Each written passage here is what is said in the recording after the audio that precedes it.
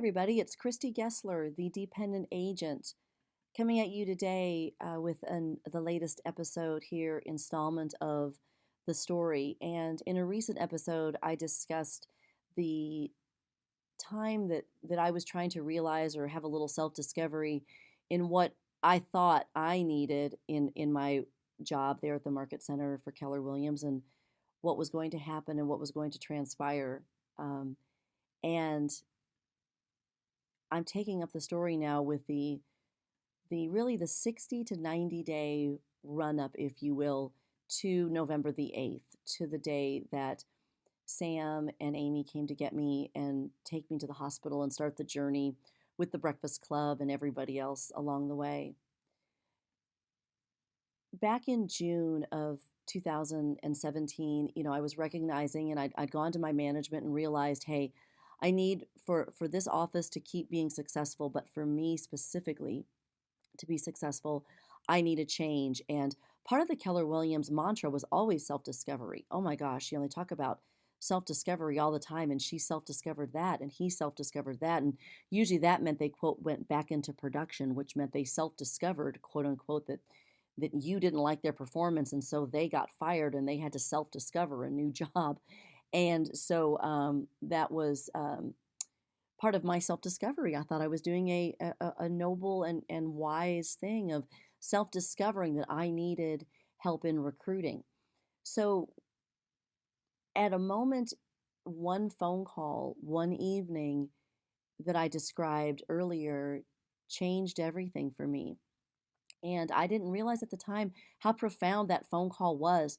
But as I sat there that night and realized that you're no longer the CEO of this company, even though no one has told you that yet, that's pretty much what's happening. And so I just kind of swallowed hard and said, all right, well, let's try to reinvent or reevaluate, I guess, in the hopes of reinventing myself. What does this next dynamic look like? What are these next days going to look like here at the office? And so I learned that the meeting had been scheduled, and the new team leader, CEO, was going to be coming in from California, or maybe it was Las Vegas. I can't remember. He was from both and from neither one. It was always a strange dynamic. Clearly, the guy was a gypsy, and he was a gypsy because couldn't seem to hold down a job. Let me just put it that way. But I didn't know that at the moment. But I had learned that there was a meeting taking place with the incoming team leader. And it was going to be a meeting with the operating principal, the current staff, myself, and him. And I just thought, all right, let's just all sit down and talk about this new dynamic. So we sat in a meeting in the Market Center, and it was a very awkward place for me to be because I had to sit and listen to, on first appearance, a person that, you know how they say first impressions are everything. And when you look at a person, I mean, I'm sorry, you cannot help but judge a book by its cover initially. And then hopefully you get to have a moment where you can have a conversation with that person, and you can peel back a layer of the onion and you can start to see who they are. And then maybe, and many times, maybe that first impression just wasn't accurate. And I am always more than willing to take that second step, even after my first impression of someone has been settled one way, to take that second step and acknowledge them and start to see what else is there, and not judge a book by its cover. But I will tell you that I was still, at this moment, I'm sitting in this meeting, I'm in full on judge this book by its cover. And I'm going to say a couple things now, and I'm going to be as very politically correct and respectful and honorable as I can. But I just want you to understand that I sat there knowing the fabric of my Market Center. I knew those agents to the point where when a vendor would come and sit down with me as a team leader and say, Christy, I want to market my product to your agents, or whatever service they had, I want to deliver a very valuable tool to your agents.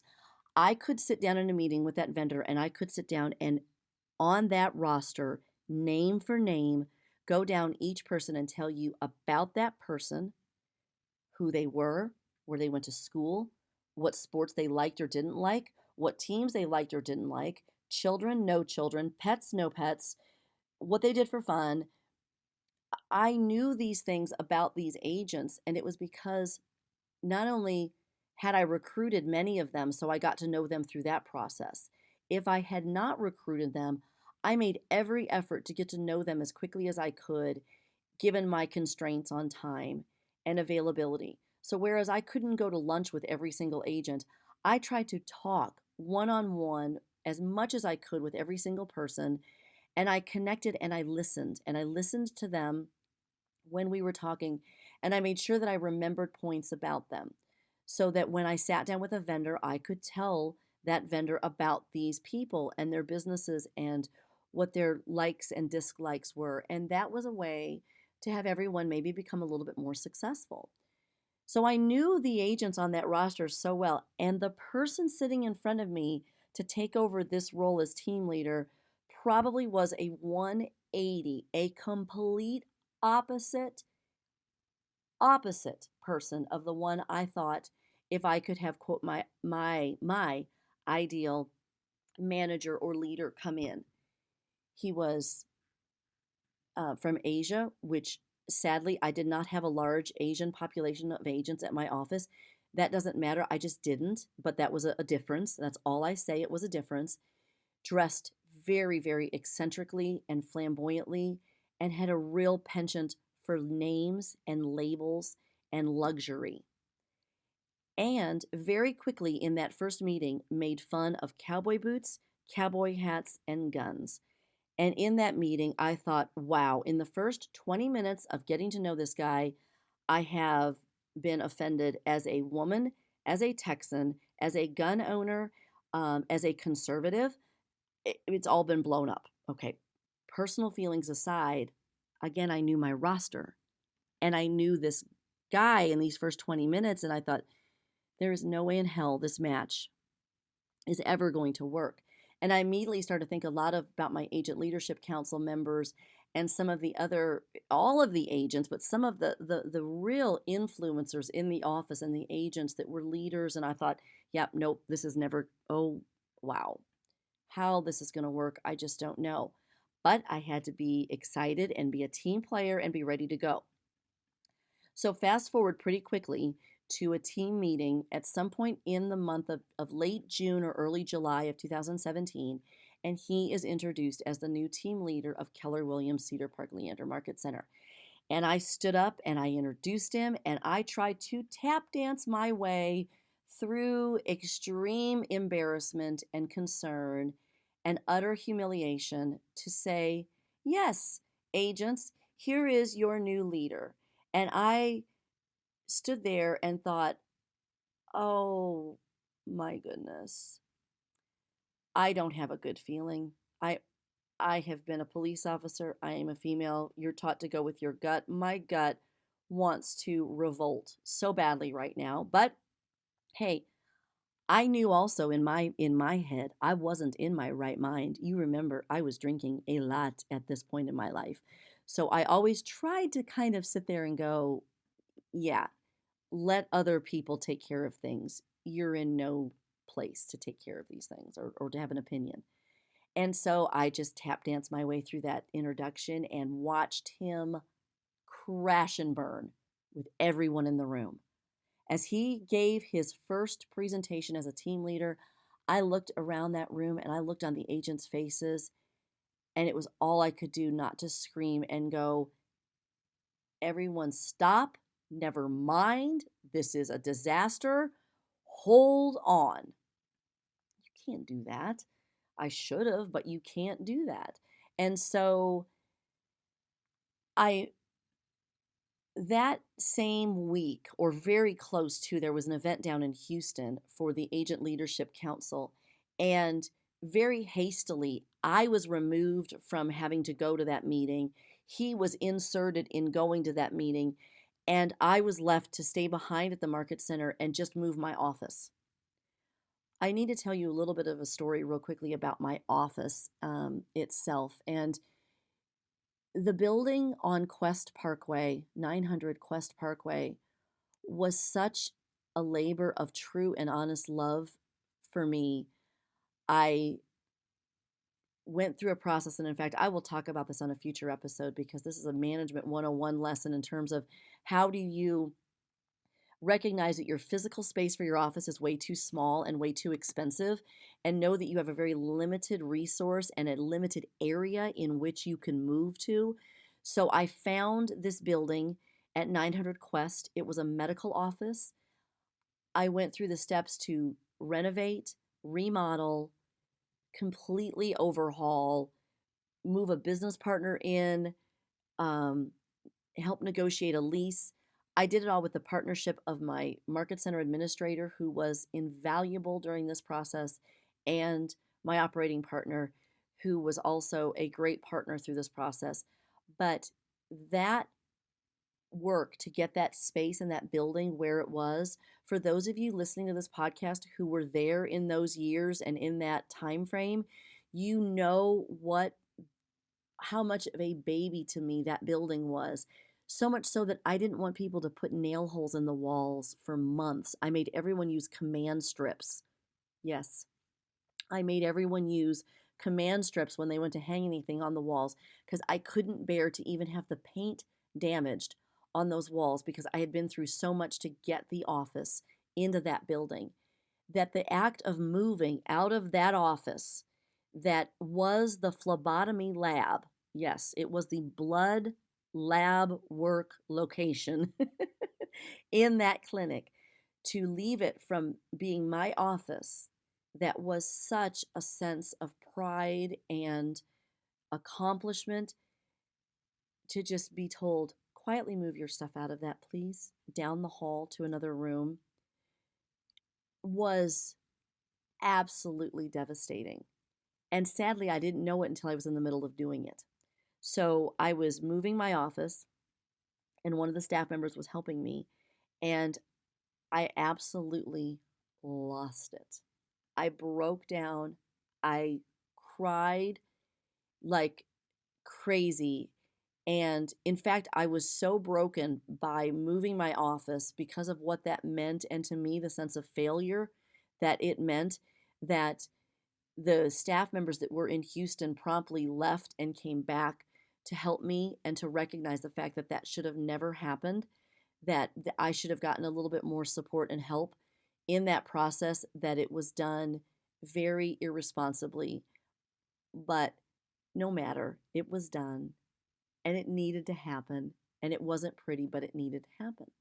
So I finished moving my office, and I sat there for the next 45 days and I watched disaster happen. I would listen to the new team leader try to recruit to a market and a market center that he was fundamentally foreign at. He knew Keller Williams. He knew Keller Williams the way it was taught in California and Nevada. And I'm sorry, that is not Austin, Texas, and Central Texas, and specifically Williamson County, Texas, where we are, and still the office is, proudly located. He did not know his audience. He had a fundamental failure to prepare and understand who he was recruiting to. And you are supposed to recruit to the body of people and the culture and the environment of the office, not just to the numbers on a page and how much, profit an office was making, or whatever. And I sat in my office having been named a quote productivity coach, which, had I been healthy, would have been a great job for me to fulfill. But I wasn't healthy and I wasn't doing it well. But I was also giving no support and guidance on how you become a productivity coach. Again, it was this framework that is supposed to have these models that exist, but you can't ever find the model that you need. And so you sit there for days and weeks on end trying to figure out, I'm not supposed to recreate the model. If I recreate the model, it'll be wrong and I'll be in trouble. Yet you can't find the damn model that you need to use to do your job. Oh, I wanted to just scream. And all the while listening to this fool, this clown out in the office walk the halls and try to sell me as a broker and sell a line of bullshit to agents coming in. And I knew it was something we could never deliver on, that it was going to be the damn wizard behind the curtain, and it was going to be a disaster. And I crumbled, and I kept drinking, and I kept drinking, and I kept drinking. And I would close my door to the office, and I would sleep on the floor because I was so broken. And I was so lost. And I felt so miserable that I had done everything I could to live up to the growth initiative and to live up to the Keller Williams model and live up to all of the expectations on the numbers and the recruiting and the profitability. And there I laid on the floor of a tiny little renovated doctor's exam room in an office in Cedar Park, listening to it all fall apart, and then knowing that I was physically and emotionally incapable of jumping back in because my addiction at that point was profound. I was still hiding it. I wasn't hiding it as well because I was doing some pretty stupid things. But in this time frame, I had some physical challenges happening. I had my marital challenges happening. And then I was confounded or confronted or brought into a situation that I couldn't see my way out of. I knew that this was a disaster. And I felt such a profound sense of letting all of those agents and staff at that office down. If you're listening and you were there those years, or that time frame, I should say, those months, you have to understand and please accept my profound apology for what I feel I let happen to that office. I should have never not said anything. I should have said something. I said something a little too late, um, but enough was said that in August of that year, that August into September, but that August, I was on the beach in Maui, Hawaii on vacation with who was very, very soon to become my ex-husband. And I got the phone call that he had been let go and that they were on the hunt again for a new team leader. And I will tell you, I broke down and I cried alone right outside the pool complex at the hotel we were staying at in Maui on a bench near the beach. And I cried. And I cried that was over with the team leader that they'd brought in. That was such a disaster. But I was also thinking, oh my God, here we go again. We have to try to hire somebody else. Oh my God, I have to try to fill in the amount of time that it takes to get somebody else. And I'm still crumbling inside. And my addiction had me so bound up and so profound in its grips that I was so scared.